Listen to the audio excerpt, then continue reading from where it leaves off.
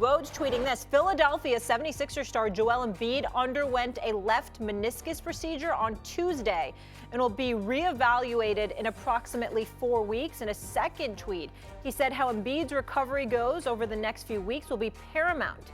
But there continues to be a belief that the door is not closed on the possibility of the reigning MVP's return this season. Sources telling that to ESPN. On that note, I bring in our Brian Windhorst. Windy, good morning. Good morning. And Kendrick Perkins as well. Hey, Perk. Great to see you both. Hey, what's up, Molly?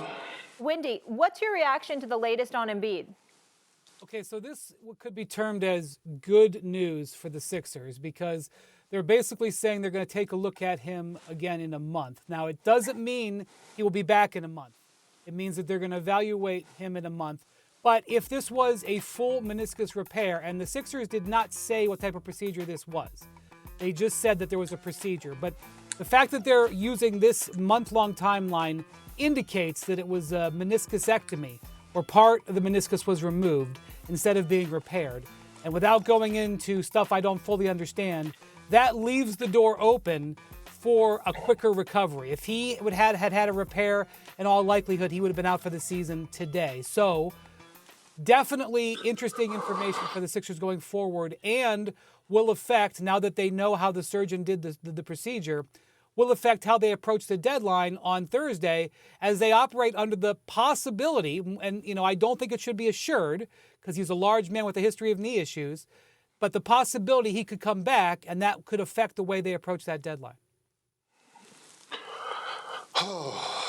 They need to shut him down for the season. It shouldn't be reevaluating him in 4 weeks. We're talking about a guy that is 7 foot, 285, 295 pounds, that has the workload of a guy of the size of a Ja Morant or a Steph Curry, the way that he has to carry this team. I'm looking at their next 9 games. 8 of those 9 games, they got 2 against the Cavs, who has been playing exceptionally well. The Celtics, the Knicks. You have so many. The Bucks are on their schedule as well, and I'm looking at it and I'm saying to myself, why rush him back? Like, we know his history. We know what's going on with his health. And so my thing is, I'm going to stand on this, Molly and Wendy.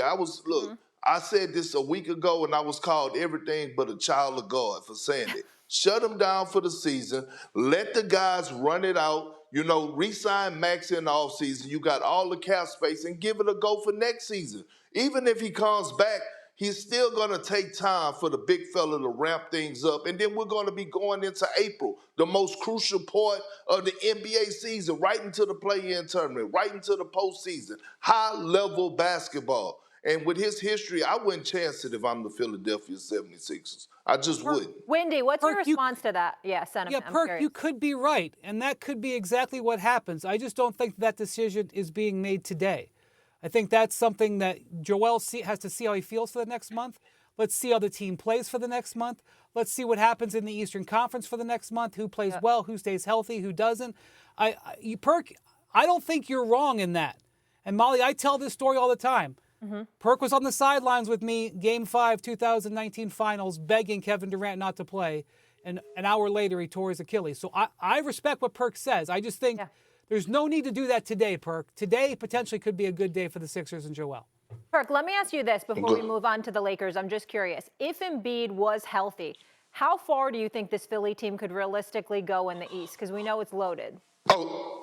Oh, seriously? They could go to the finals. They could go to the finals. With the way that Joel Embiid was playing, Molly, and the way that the East is looking right now, the Bucks, unless they make a change at the perimeter and get some athleticism for us being able to defend, I could see them going out in the second round. And to be honest with you, I think the depth of the Philadelphia 76ers is so underrated when healthy. When you look at what DeAnthony Melton was bringing to the table, Nicholas Batum. And so it was fitting perfectly around Joel Embiid with Tobias Harris balling as that third option. They absolutely could have went to the NBA. They absolutely could go to the NBA Finals if Embiid was still out there.